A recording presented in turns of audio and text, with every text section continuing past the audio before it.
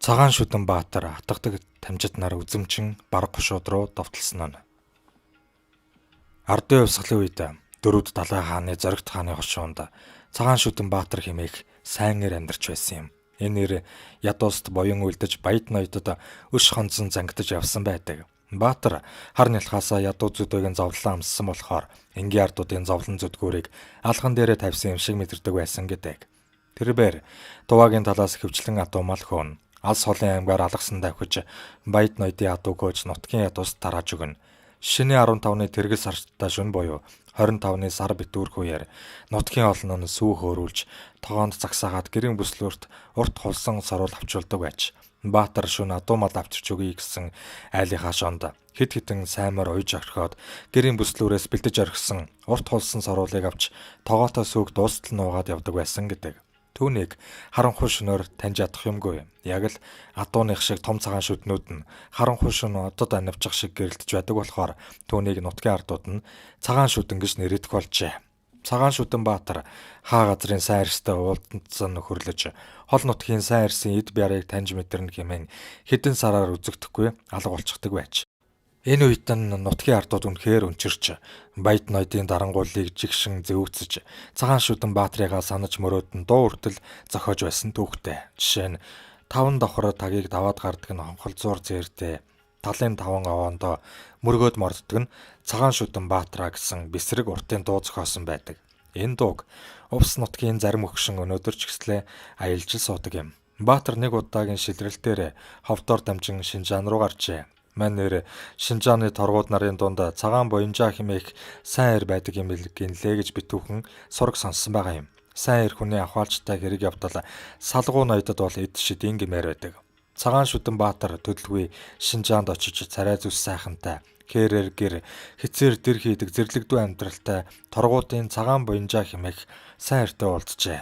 Тэгээд түүнтэй эр хүний нөхөрлөлийн хандгаа тавьсан боловч нэг л зүйлд эргэлзээд байж. Тэрбээр эр хүнийхээ зөнгөөр буянжааг эмэгтэй хүн биш байгаа даа гэж сэжгэлсэн байна. Төдөлгүй Баатар түүнтэй цуг Шинжааны баячуудын адуунаас хөөхөөрөлжээ. Тэгээд тэр инхүү боджээ. Хэрвээ энэ нөхөр үнэхээр эр хүн бол хамт адуу хөөж болж байна. Харин эм хүн бол түүнтэй цуг адуу хөөж хэрэгж болохгүй. Шилийн ирийн хиймэрл ундаа унахаас гадна адууны тэнгэр харина. Тиймээс адуу хөөхөөс өмнө түүнийг шалгаж үтсэн дээр байх гэж шийдээд буянжааг шууд барьж аваад хувцсыг нь хүчээр тайлж хайтал цаадах нь эмэгтэй хүн байх нь тэр.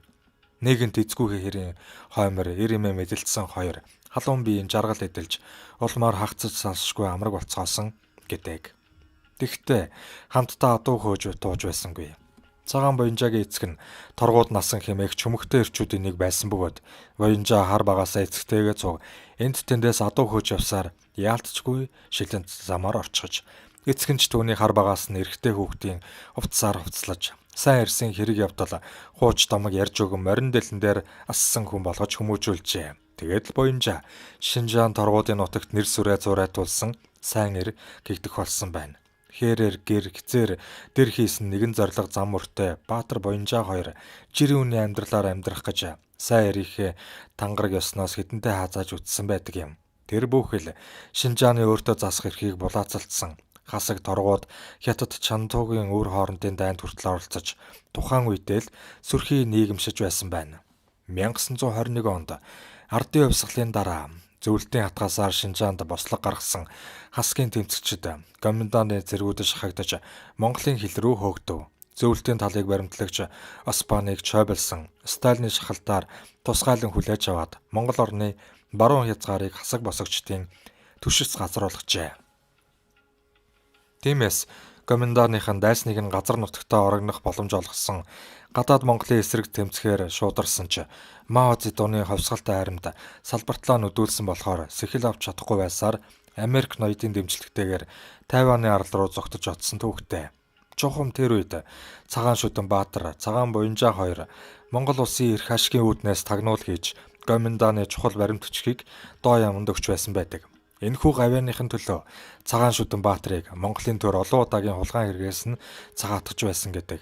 Мөн тэрбээр 30-аад оны үед мөнөөхөл хол нутгийн сайн арьсын эд биарыг таньж мэдэрнэ хэмээх үзэл бодолтой хөтлөгтөөд хаавлын Эрдэнэ бишрэлт ван Понцог Равдангийн хошуу буюу одоогийн Дорнод аймгийн нутагт очиж тентхийн шилийн сайнэр атгадаг тамчид гэгчтэй нийлж өвөр Монголын үзэмчин бараг гошуудаас адуу хөөж байсан гэдэг. Дээхэн үед Сэцэн хаан аймаг дорн талаараа Эрдэнэ уулаар зааглаж хар мөрөн мужийн хөлөн бууртай зах нийлдэг байсан тул Эрдэнэ бишрэлтван Пунцгар авдангийн хошууныхан өвөр Монголын шилийн голын үзэмчин хошууныхантай худалдаа найман хийхээр ирдэг байжээ. Тэр үед хил хязгаар энтер гэж байгаагүй болохоор иргэд дуртай үедээ л ирж очдог байсан байна. Ерөөсөө Эрдэнэ бишрэлт вангийн хошууны гадаад харилцаа нь үзэмчин бараг хошуудаас ирэх 8 ачид л байсан байна. Харин үзэмчин хошууныхан цаашаа Манжуур хятадтай холбогддог байсан тул нэлээд чинэлэг орон нутагт тооцогддог байжээ. Тэгтэл цаг үе өөрчлөгдөж нийслэл хүрээнд ардын засаг мандахад Эрдэнэ бишрэлт вангийн хошууг 1924 онд Хурал Баян уулын хошуу гэж нэрийдэж засаг захиргааг нь тогтоож эхэлсэн байна. Хэдий ардын засаг мандаад нэлээд хэдэн жил болсон ч монголчууд Шилийн гол аймагтай харьцсаар байлаа. Гэтэл уг хошууны дарга нь ард иргэдэд гинэт үзэмчин хошуунд зорчихыг хориглож улмаар хил хязгаараа хамгаалах талаар асуудал дэвшүүлснээр цаг төрийн байдал илт чангараад ирсэн байна. Харин энэхүү шийдвэрийг ард иргэдэнд таагүй хүлээж авсан нь хоёр үндсэн шалтгаантай байлаа. Нэгдүгээрт уг хошууны иргэд Богд хаант улс дахин сэргэхэд өвөр Монголоос дагаар орсон үзэмчин баргууд байв. Хоёрдугаарт тэдний хамаатан садна нь Шилийн гол аймагт үлдсэн байжээ. Гуравдугаарт Хурал Баян уулын хошуу нь үзэмчин хошуудтай эдийн засгийн нягт холбоотойгоос гадна тэдэнгүүгээр оршин тогтноход хэцүү байлаа. Үүнийг шинээр байгуулагдсан хошуу дарга огт тооцолгүйгээр гадны хүмүүсийг нааш цааш нь зорчуулахгүй тулд харуул хамгаалалттай юуг л чангалаад эхэлжээ. Энэ нь үзэмчин баргуудад таалагдаагүй учраас өөр Монгол руугаа нүүхэн эхэлсэн байна. Харин ардын засгаас энэхүү асуудалд анхаарал тавьж олон тооны ухуулагчтай ард иргэдийн дунд оруулж ажиллуулснаар урагшаа хөөрөх их нүүдлийг төр зогсоож чадсан байна. Мөн энэ үед өвөр Монголын Шилэн гол аймаг хил хязгаараа чангалж эхэлжээ. Учир нь ар Монголын шилийн ирчүүд тус нутгаас адуу мал хөөж дуух нь эрс эхэлсэн бөгөөд үүнд цагаан шүдэн Баатар атгадаг тамжид нар гол үүрэг гүйцэтгэж байсан байна. Ямар сайндаа тэр үед монголчуудын дунд баян баргуудын адуу хөөлөөдөө гэсэн дуу хүртэл зохиогдож байжээ. 1930-аад онд бараг үзэмчин хошууны иргэд малаа дотогш нь хомих үед 1000 гаруй адуу үхрийг нь цагаан шүдэн Баатар тэргүүтэй 5-6 шилийн ир гигэн цагаан өдрөөр туугаад явчихсан гэдэг. Тэгмэгц баргууд тэдний араас зэвсэглэн хөөсөөр хил дээр ирэхэд хилийн цэргүүд өдөөс нь буутсан байна. Энэхүү асуудлаас болж бараг үзэмчин хошууны ноёд Хурал Баян уул хошууны даргад гомдол мэдүүлдэхээр элч илгээсэн аж. Гэвч энэ элчийг Монголын хил хамгаалагч нар огт тоолгүйгээр зодоод хөөж явуулсан байгаа юм. Харин тэрхүү адуу үхэр нээлсэн 1000 гаруй малыг тус нутгийн иргэд хувааж авсан бөгөөд хошууны даргач бас хуваа хүртсэн гэдэг. Төдөлгүй үзэмчин хошууны хідэн хулгайч нийлж ар Монголоос олон тооны адуу нутаг руугаа хөөжээ. Хил хамгаалж байсан цэргүүд дөрвөн хулгайч адуу хөөж байгааг дэмийл хараад хоцорсон гэдэг. Энэ асуудлаас болж олон арван малчин хошуу ноёндоо гомдол мэдүүлжээ. Аргагүй байдалд орсон мань дарга урд нь өвөр Монголоос адуу хулуулж ирсэн цагаан шүдэн Баатар тэргүүтэй Шилийн ирсэнд торлогоо гэргэл цагнаад малчтын адууг олж ирэхийг тушаажээ. Ингээд Баатар тамжид тэргүүтэй 5 шилийн ир маргааш өглөө нь үзэмчин хошуу руу орсон байна.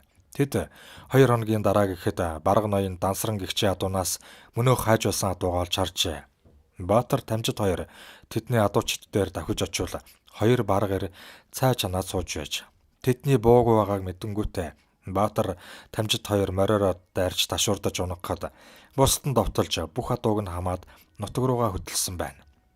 Хагас мянгаад адууныхаа хойноос дансар ноён өөрөө хэдэн хамжлагынхаа хамт нэхэн хөөжээ. Баатар тамжид нар араасаа нэхэгч хүмүүст гүйцэгдээд ирэнгүүт өдөөс нь цахиур буугаар будаж улмаар тамжид тэднийг тогтоохоор ганцаараа үлджээ. Дансар ноён тамжид руу буудтал тэр үхтгийн болсон байна. Сум түүний цээжийг нэвт цохиод гарсан тул амнаас нь цустай хөөс бөргөлж дансар ноёнч хүн алчсандаа бантаад адууныхаа араас нэхэлгүй нутаг ботсон байна. Үүнээс хойш олон аруу үзэмчин айл амьдрахын эрхэнд өвөр Монгол руу нүүсээр байсан бөгөөд 1935 онд энэхүү их нүүдлийг Монголын төр засгийн хүчээр арай гэж тогтоож байсан түүхтэй. Цагаан шүдэн Баатарын хувьд дотны яанд атгадаг тамжтаа буудуулж өгсөний дараа Шилийн сайр буу шийдэмтэй холбогдож ёстой болохгүй юм байна. Бугуйл залам чөдөр ногт ганцглаад явж байхад хэнд ч шал балгүй хоолоо олоод идчих байтал би юунд ингэж захиур бууны тасхийг чимээнд тарчилж явах болов. Ерөөсөө л нутгаа бараадаг хэмээгээд Дөрвөд Далай хааны Зоригт хааны хошуу руугаа хөдөлсөн гэдэг. Үүнээс хойш түүний сураг тасарчээ.